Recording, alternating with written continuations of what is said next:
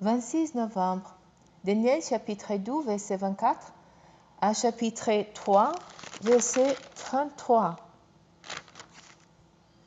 Après cela, Daniel alla trouver Arioch, que le roi avait chargé de faire parer les sars de Babylone, et il lui dit, ne fais pas mourir les sars de Babylone.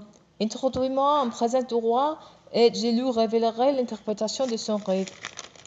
Alors Arioch s'empressa d'introduire Daniel auprès du roi et dit à celui-ci, j'ai trouvé parmi les déportés de Juda un homme qui donnera à sa majesté l'interprétation de son rêve. Le roi s'adressa à Daniel, surnommé Belteshazzar, et lui demanda, es-tu vraiment capable de me révéler le rêve que j'ai et de m'en donner l'interprétation? Daniel s'adressa au roi et lui dit, le secret que sa majesté demande à qu'un sage, à qu'un magicien, à qu'un mage, à qu'un astrologue n'est capable de le lui faire connaître.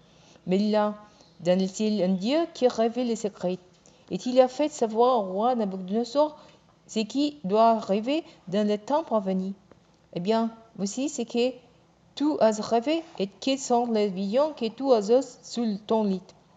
Pendant que tu étais couché au roi, tu t'es mis à penser à l'avenir. Alors celui qui révèle les secrets t'a fait connaître ce qui doit arriver.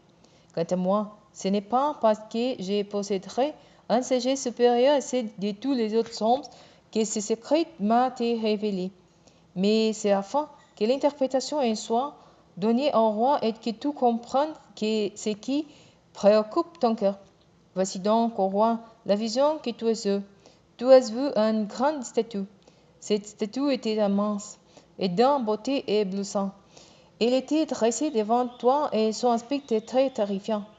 La tête de cette statue était en pourpre, la poitrine et les bras en argent, les ventres et les hanches en bronze, les jambes en fer, les pieds partiellement en fer et partiellement en argile.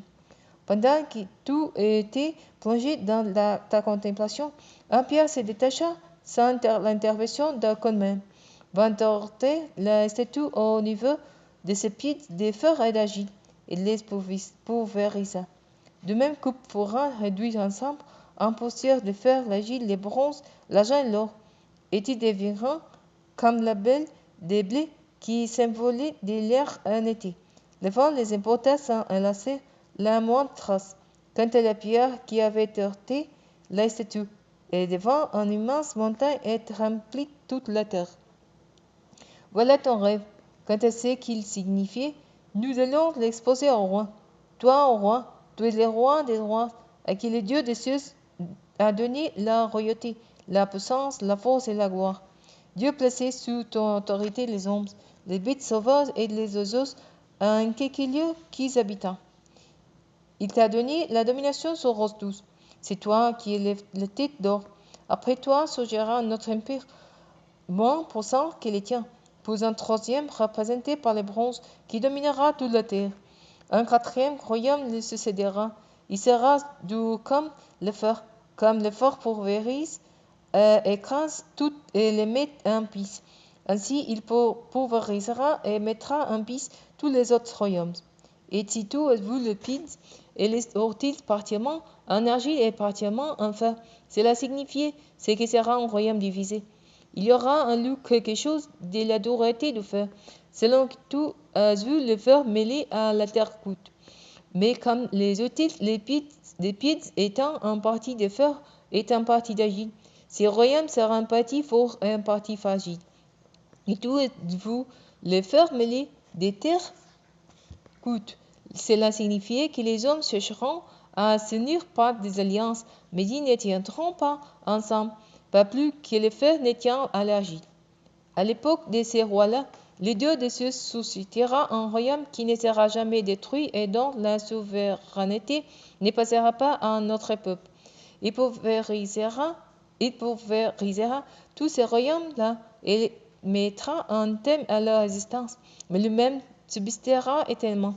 C'est ce qui représente la pierre que tu as vue se détacher de la montagne sans l'intervention d'un coup de main humain pour venir pulvériser le fer, le bronze, l'argile, l'argent et l'or. Le grand Dieu a révélé au roi ce qui arrivera dans l'avenir. C'est qu'annonce le rêve est chose certaine, et son interprétation est digne des fois. Alors les rois Nabucodonosor se jetaient la face contre terre et se prosternaient devant Daniel. Il ordonna de lui offrir des offrandes et des parfums. Puis il déclara, il est bien vrai que votre Dieu est le Dieu des dieux, le souverain des rois et celui qui révèle les secrets, puisque tout a pu me dévoiler ses secrets. Le roi éleva Daniel à une haute position et lui donna de nombreux et riches présents. Il est nomma gouverneur de toute la province de Babylone et l'institua chef suprême de tous les sages de Babylone. À la demande de Daniel, le roi confia l'administration de la province de Babylone à Sadrach, Meshach et Abednego, et Daniel lui-même demeura à la cour du roi. Le roi Nabucodonosor fit faire un statue d'or de 30 mètres de haut et de 3 mètres de large. Il la fit ériger dans la plaine de Dora, dans la province de Babylone. Il convoqua les satrapes, les prophètes, les gouverneurs, les conseillers, les trésoriers, les juristes, les magistrats et tous les dirigeants des provinces pour l'inauguration de la statue qui avait fait dresser. Alors les satrapes, les prophètes, les gouverneurs, les conseillers, les trésoriers, les juristes, les magistrats et tous les dirigeants des provinces s'assembleront pour l'inauguration de la statue que le roi Nabucodonosor avait érigée et ils s'attireront debout face à la statue élevée par les rois. Un héros proclama à voix forte, à vous, hommes de tout peuple, nations et langues, on vous fait savoir qu'au moment où vous entendrez les sons du corps, du fifre, de la cithare, de la lyre, de l'harpe, de la double flûte et de toutes sortes d'instruments de musique, vous vous prosternerez devant les statues d'or que le roi Nabucodonosor a fait ériger, et vous l'adorez. Celui qui refusera de se prosterner devant elle et de l'adorer sera jeté aussitôt dans la fournaise et brûlé en feu ardent.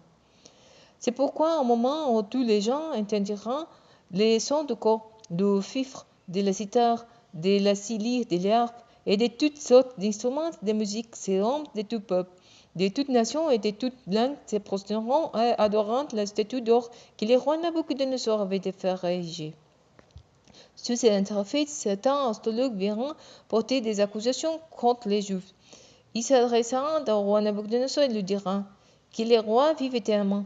Au roi, Sa Majesté a promulgué un édit ordonnant que tout homme se prosterne et adore les statues d'or de qui entendrait les sons du corps, du fifre, de la cithare, de la lyre, de l'harpe et de la double flûte et de toutes sortes d'instruments de musique. Cet édit précise que quiconque refusera de se prosterner et d'adorer les statues sera jeté dans la fournaise ou brûlé en feu ardent. Il y a des hommes de Juda auxquels soit confié l'administration de la province de Babylone, et se voient Sadrach, Meshach et Abednego. Ces hommes-là n'étant pas obéis au roi, ils n'adoreront pas de Dieu et ne se prosterneront pas devant les statues d'or que tout est fait ériger. Alors Nabucodonosor s'irrita et tremblant en grande colère. Il ordonna de faire venir Sadrach, Meshach et Abednego. On les amena donc devant le roi. Celui-ci prit la parole et le demanda. Est-il vrai, Sadrach, Meshach et Abednego, que vous n'adorez pas mes dieux et que vous ne vous prosternez pas devant la statue d'or que j'ai érigée? Maintenant, si vous êtes prêts, au moment où vous entendrez les sons du corps, du fifre, de la cithare, de la lyre, de l'harpe, de la double flûte et de toutes sortes d'instruments de musique, prosternez-vous et adorez les statues que j'ai faites. Si vous refusez de l'adorer, vous serez jeté aussitôt dans la fournaise ou brûlé en feu ardent. Et quel est le lieu qui pourrait alors vous délivrer de mes mains? Sadrach, Meshach et Abednego répondirent au roi. Ô Nabucodonosor, il n'est pas nécessaire de te répondre sur ce point. Si le Dieu que nous servons peut nous délivrer de la fournaise ou brûler en feu ardent, ainsi que de tes mains, ô roi, qui nous délivre.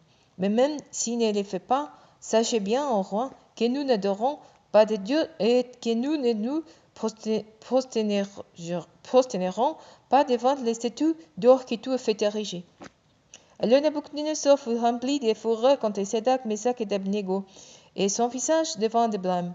Il prit la parole et ordonna de chauffer la fournaise cette fois plus que d'habitude. Puis il commanda quelques soldats vigoureux de sa garde de ligoter Sadrach, Meshach et Abednego et de les jeter dans la fournaise ardemment chauffée. Aussitôt les trois hommes furent ligotés, tous habillés avec les pantalons, les tuniques et leurs turbans, et j'étais dans la fournaise au brûlé en feu ardent.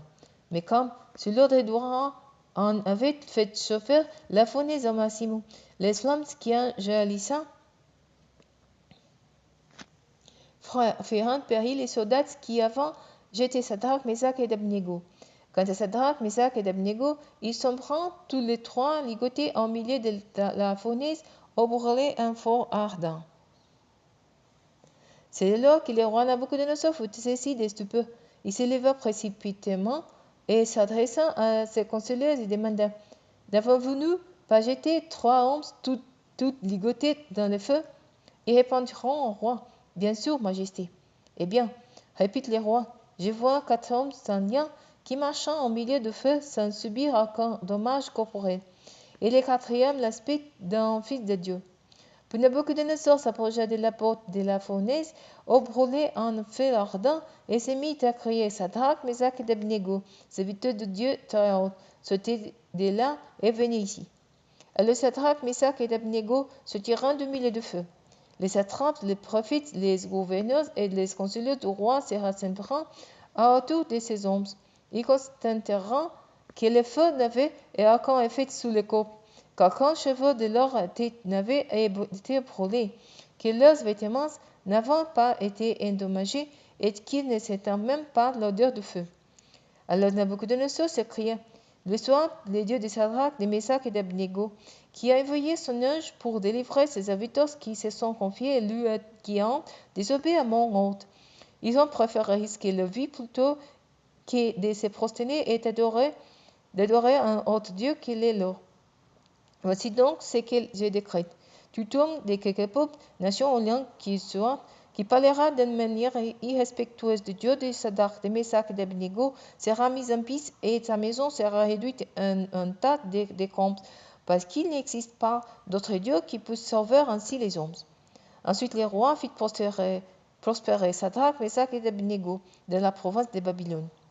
Le roi Nabucodonosor adressait ces messages à tous les peuples, à toutes les nations et aux gens de toutes langues qui habitent la terre entière. Que votre paix soit grande. Il me parut bon de vous faire connaître les signes extraordinaires et les prodiges que le Dieu très haut a accomplis envers moi. Que ces signes extraordinaires sont grands et ces prodiges éclatants. Son règne est un règne éternel, et sa domination subsiste d'âge en âge.